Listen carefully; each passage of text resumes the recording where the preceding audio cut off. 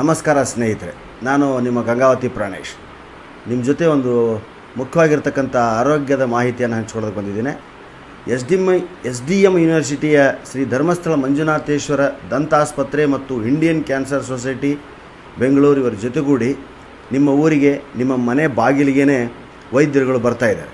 ಇವರು ಒಂದೇ ಉದ್ದೇಶ ಏನು ಅಂದರೆ, ನಿಮಗೆ ಗುಟ್ಕಾ, ಬೀಡಿ, ಜರ್ದ, ಚುಟ್ಟ, ತಂಬಾಕು ತಿನ್ನೋದು ಇವೇನೇ ಹವ್ಯಾಸಗಳಿದ್ರೂ ಅವನ್ನು ಬಿಡಿಸಿ ಆರೋಗ್ಯವಂತರಾಗಿ ಮಾಡಿ ಬರೋದಕ್ಕೆ ಅವ್ರು ಬರ್ತಿದ್ದಾರೆ. ಇವೆಲ್ಲ ನಾನು ಮೇಲೆ ಹೇಳಿರ್ತಕ್ಕಂಥ ಗುಟ್ಕಾ ಇರ್ಬೋದು, ಹಾಗೂ ತಂಬಾಕು ಇರ್ಬೋದು, ಬೀಡಿ, ಸಿಗರೇಟ್ ಇರ್ಬೋದು, ಇವೆಲ್ಲ ಕ್ಯಾನ್ಸರ್ಗೆ ಕಾರಣ ಆಗಿ ಬಹಳಷ್ಟು ಜನ ಆಸ್ಪತ್ರೆಗೆ ದಾಖಲಾಗಿದ್ದಾರೆ. ಈ ಎಸ್ ಡಿ ಎಮ್ ಕಾಲೇಜಿನವರು ಇವ್ರ ಉದ್ದೇಶ ಏನಂದರೆ, ನಿಮ್ಮನ್ನು ರೋಗ ಮುಕ್ತರನ್ನು ಮಾಡಬೇಕು, ಈ ರೋಗಗಳನ್ನು ನಮ್ಮ ಪ್ರಕೃತಿಯಿಂದಲೇ ದೂರ ಓಡಿಸ್ಬೇಕು ಅಂತ. ಹೀಗಾಗಿ ನಮ್ಮ ಜನರ ಬಗ್ಗೆ ಇನ್ನೊಂದೇನು ತಪ್ಪು ಮಾಹಿತಿ ಇದೆ ಅಂದರೆ, ಬೀಡಿ ಸಿಗರೇಟ್ ಸೇರಿದರೆ ಏನು ಬಿಡಪ್ಪ, ಏನೂ ಆಗಂಗಿಲ್ಲ, ತಂಬಾಕು ಗಿಂಬಾಕು ಗುಟ್ಕ ಇದರಿಂದ ಏನಾಗದ್ರೆ ಭಾಳ ಬಾಯಾಗ ಬಿಳಿ ಮಚ್ಚೆ ಆಗ್ತಾವ ಅಂತ ಅಂದ್ಕೊತಾರೆ. ಆದರೆ ಸ್ನೇಹಿತರೆ, ಬಾಯಿಯ ಒಳಚರ್ಮದ ಬಿರುಸು ಆಗಿ ಬಾಯಿ ತೆಗಿಲಿಕ್ಕೆ, ನುಂಗಲಿಕ್ಕೆ ತ್ರಾಸಾಗ್ತದೆ. ಸೊ ಮಾಯ್ತದೆ ಇರೋ ಹುಣ್ಣು, ಗಂಟು ಇವೆಲ್ಲ ಆಗ್ತಾವೆ. ಈ ಚಟ ಬಿಡಲಿಕ್ಕೆ ದಯವಿಟ್ಟು ಮನಸ್ಸು ಮಾಡಿರಿ.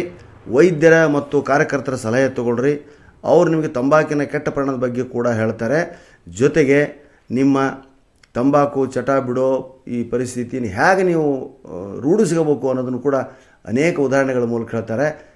ಕಾಯಿಲೆ ಬಂದಮೇಲೆ ಡಾಕ್ಟ್ರನ್ನ ಭೇಟಿ ಆಗೋದಕ್ಕಿಂತ, ಕಾಯಿಲೆ ಬರೋದಕ್ಕಿಂತ ಮುಂಚೆ ಅವರ ಸಲಹೆ ಸೂಚನೆ, ಯಾಕಂದರೆ ವೈದ್ಯೋ ನಾರಾಯಣೋ ಹರಿ ಅಂತ ಕರೀತಾರೆ.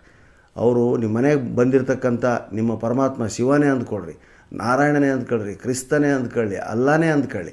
ಆ ರೂಪದಲ್ಲಿ ಅವರು ಬಂದು ನಿಮ್ಮ ರೋಗವನ್ನು ವಾಸಿ ಮಾಡ್ತಾರೆ. ದಯವಿಟ್ಟು ಅವ್ರ ಮುಂದೆ ಮುಚ್ಚು ಮರೆ ಬೇಡ, ನಿಮ್ಮ ಚಟಗಳನ್ನ ಬಿಡಿಸ್ತಾರೆ. ನೀವು ಅವರಿಗೆ ದಯವಿಟ್ಟು ಸಹಕಾರ ನೀಡಿ ಮನೆ ಬಾಗಿಲಿಗೆ ಬರ್ತಕ್ಕಂಥ ಅವ್ರನ್ನ ತಳ್ಳಿ ನಿಮ್ಮ ಆಯುಷ್ಯವನ್ನು ಕಳ್ಕೋಬೇಡಿ. ಮನೆ ಬಾಗಿಲಿಗೆ ದೇವರೇ ಬಂದಿದ್ದಾನೆ ಅಂತ ತಿಳ್ಕೊಂಡು ದಯವಿಟ್ಟು ಅವರ ಹತ್ರ ಚಿಕಿತ್ಸೆಯನ್ನು ಪಡೀರಿ ಅಂತ ವಿನಂತಿ ಮಾಡ್ಕೊಳ್ತಾ ಇದ್ದೀನಿ. ಜೈ ಹಿಂದ್, ಜೈ ಕರ್ನಾಟಕ.